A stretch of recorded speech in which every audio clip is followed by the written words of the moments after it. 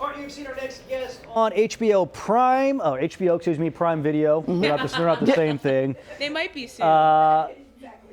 And also her latest special is on Netflix right now, but she is in studio this morning. It's Beth Stelling. Good morning. Thanks for being with us. Happy Valentine's Day. Okay, so we mentioned Gave me a little flower on my coffee this morning. Oh.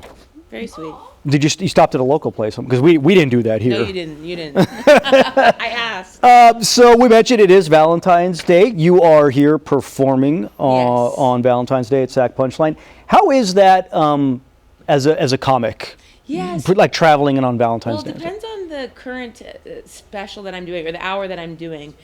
You mentioned my HBO Max special. Mm-hmm. It's called Girl Daddy. I wasn't probably the best thing to come to see on Valentine's Day. I'll be honest. This particular hour, I think, is safe. You know, if you're cold and. Oh, I think we got to give you a mic. I guess you got a microphone. Well, yeah, this is the kind Yeah. I'm used to. Yeah, you're used to that. My rider. We're having mic problems. Yeah. I would have asked Cord to come over here. Let me talk into your mic instead. Anytime. Oh wait, okay, yes. All I was saying Romance is and it's okay to relationships come as a to this special. Say if it's raining, as you can see. I showered in the rain this morning. And if you're cold and lonely, come to the show. I'll warm you up. I bet I'll make you laugh at least twice. And if you're At least twice. And if you're in a partnership, I think it's also a fun show to come see. What if I fortify your relationship and you fall deeper in love? Oh, yeah, that's always a possibility. Yeah. How is it though? How are relationships as a comic? Are guys like scared away by a who doesn't love a gal that leaves every weekend for 4 days?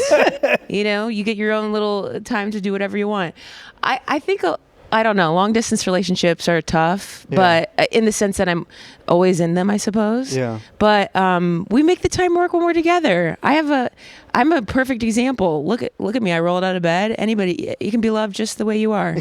My boyfriend set a card with me and some on your trip nerd gummy clusters. Oh. I love sugar. They say that nerds are the most romantic of the comedies. Nerd gummy clusters are the way to my heart. Okay, so you mentioned the nerd gummy clusters that you love sugar. I saw on one of your previous performances you talked about you dated a guy who was concerned about your sugar intake. Is this the same guy? No way. No? You got it. No, but I actually have had a few people express their worry of my sugar intake. You know, one of them actually vocalized it. He was like, "I'm just worried that you're going to get diabetes." I was like, eyes on your own paper, okay? Yeah, you don't need to cheat on me. Okay, so we had a clip that I think we're supposed to air at the top. Oh. But I want to play this clip because it's going to lead me into my next question. Okay. Have you ever taken a little peek inside of a dude's case? In his pillowcase? It looks like a topographical map of the arid parts of the U.S. It's just like varying degrees of darkness to an epicenter. Oh my gosh, that is hilarious. Okay, so I guess since we're on the subject of relationships, is that guy still? Is this? No. Is pillowcase guy your current boyfriend? Pillowcase guy's gone. I forget. I didn't get to hear what I said there because you have it in your ear. Sorry. What did I say? It was the. You said it looked like topographical map of the arid parts of the U.S. Okay, I know my act. Don't worry. There's new jokes tonight. No, that's the guy that I found a cashew in his bed. Pillowcase. Just a single cashew, just one nut, the softest of nuts. I love it.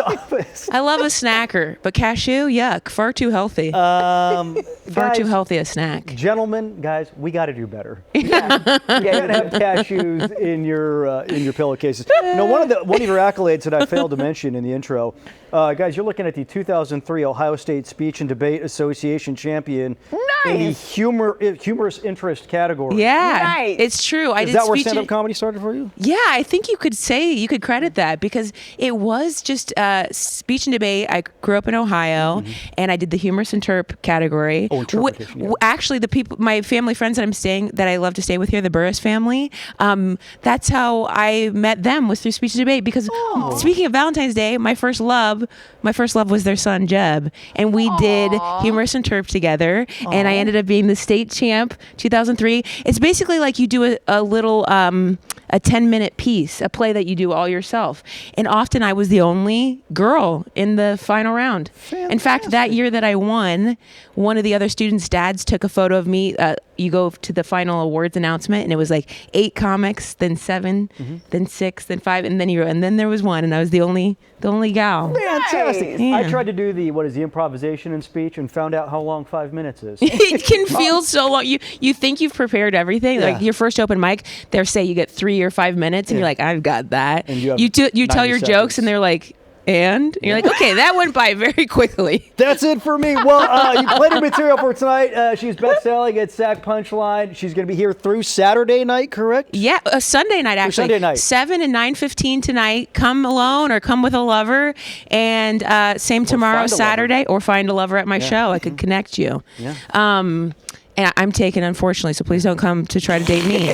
And Sunday at 7 p.m. I would love to see you at Punchline Sacramento. Fantastic. Beth, thank you so much. Thank We you guys for appreciate it. having me. Happy Valentine's Day. Thank you for coming. Court?